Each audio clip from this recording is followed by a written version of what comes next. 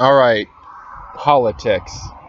All right, so I do want to preface the difference between this and news. This is just going to be pure political concepts, uh, abstract, whether or not a thing is right or wrong, whether or not a thing should be legal or not. I guess right or wrong would be more into philosophy, but this is, as to where news will be more active political philosophy. And this is more just abstract political philosophy, I guess you could call it. And to be fair, I'm ripping them both out of philosophy, so it does, whatever. That's what this is. So for clarification. Alright, so this issue is even less fun to talk about than the last one, and that's saying something. Alright, just get into it. The question laid before us today is, should domestic abuse victims who murder or do something, when they attempt to get out of their unfortunate situations, if they act in a way which results in the death or injury of the partner, assumably the partner who was doing the abusing, should they be tried in the normal way? I guess to preface what this came up for, it was in I forgot what the podcast was called, but it was a podcast. It was one of the, I think it was some sort of domestic abuse awareness campaign thing. Anyways, they were talking about this one woman in the 70s or 80s who, for like 6 months or whatever, she was dating this guy who would abuse her. Pretty drastically, at least if you believe her. And then one day, he was going too far, and she attempted to, beyond too far, considering she stayed in the relationship. Anyways, and she grabbed whatever she could. It turned out, according to her, it was just whatever she could. It turned out to be his gun, which I guess it was an automatic weapon. It shot a few times. He ended up dying. Whatever. Long story short, she was abused for several months. If she is to be believed, she was abused for several months by a guy, and in the throes of panic, she accidentally shot him, which resulted later on in his death. And for that, she got 17 years in prison. And she, as she put it, she experienced not a day of her 30s. To be fair, she was 23 to 24 when she was in the she was 22 to 23 when she was in the relationship. She was 24 in jail, and then she got out at, what would that be? 41?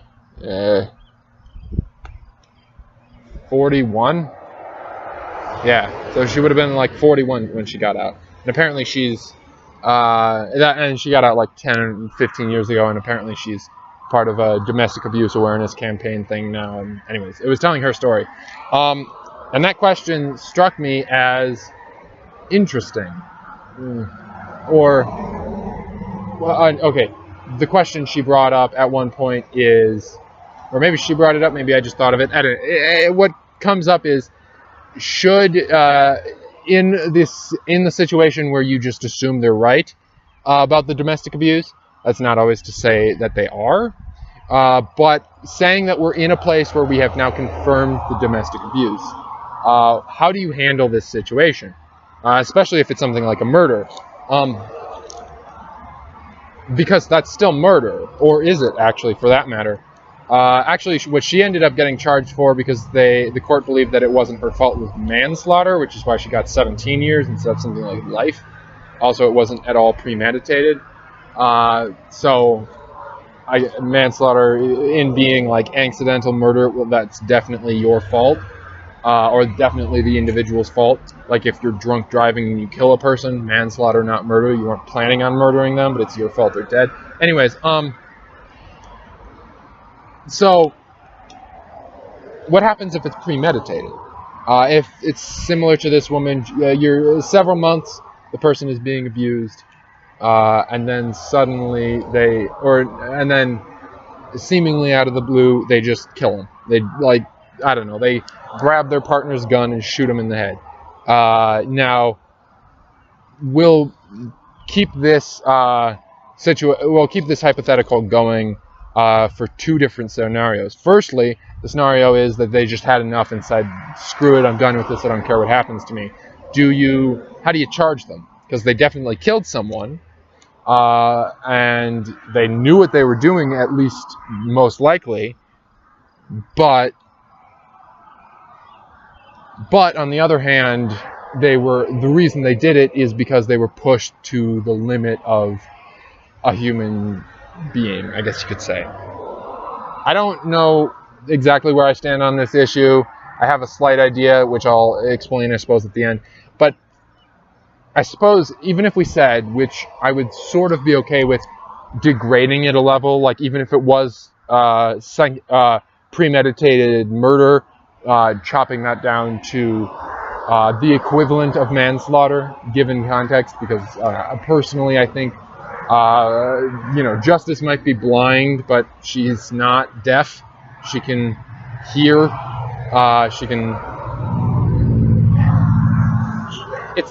She doesn't see the individual, because the individual isn't who's important. It doesn't matter, man, woman, black, white, etc. It doesn't matter. What does matter is the context of the situation in which it happened.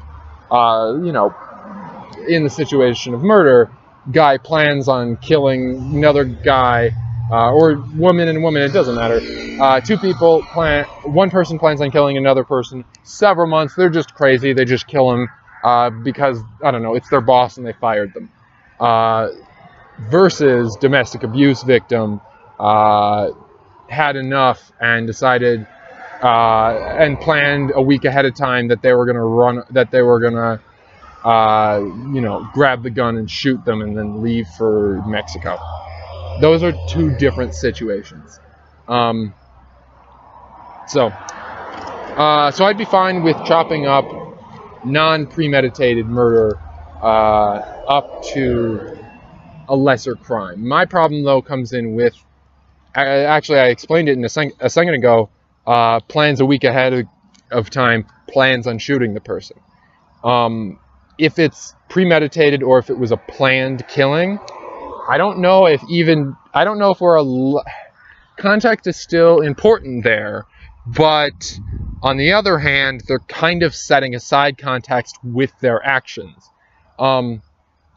If it's anything that's heat of the moment, you have to question, okay, but what was going on the 20 minutes, hell, the hour, the day just before that? But if it's something which was planned for several weeks, the time you have to ask about what was happening in that time is extended. It's not what was happening in the last day, even what was happening in the last week. It's what was happening in the last 5 years. What chances did this person who was being abused and then killed their partner, what chances did they avoid? When could they have run away that they didn't once they had started to plan this murder? And that's the problem.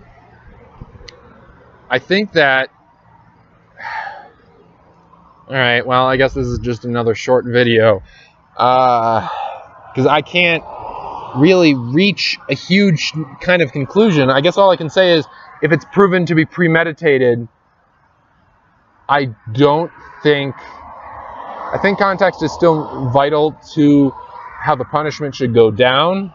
But if it's proven to be premeditated, and I mean premeditated like more than a week, but if it's premeditated, especially if it's premeditated and then once they started planning it, they ignored other opportunities to escape.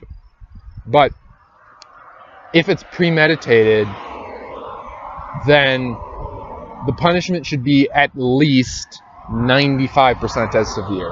And you can take a little off. Maybe you can put, something like, I don't know what security level murderers go to, but I'm going to assume it's the top one, so third security. All right, I'm going to call it first security, second security, and third security. First security is your local jail where you go, where you slam the drunkards in. Second security is where you send all the people who are actually going to be in jail for at least a month or two, but not crazy. And third security is prisoners and all that. I say maybe bump them down to second security. Give them a less insane time of it. You see the videos of those maximum security prisons.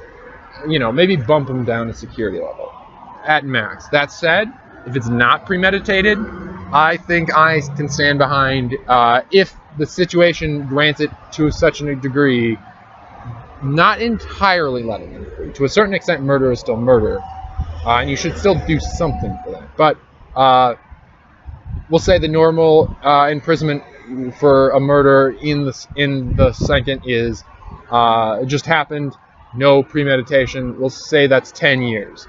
It's not. I think it's like 25 to life. But again, we do this a lot in this channel. But simplifications for math's sake, 10 years.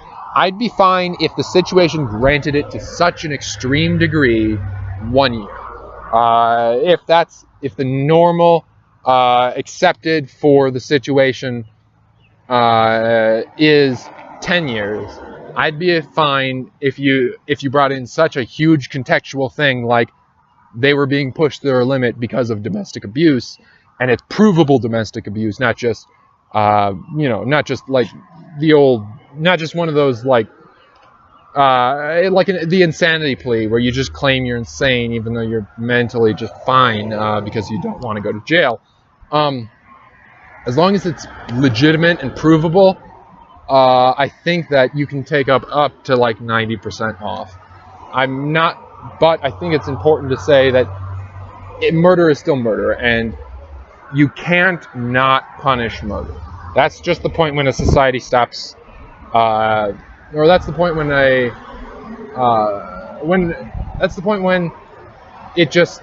law is set aside. And if you set aside the law, then reason doesn't actually govern a society.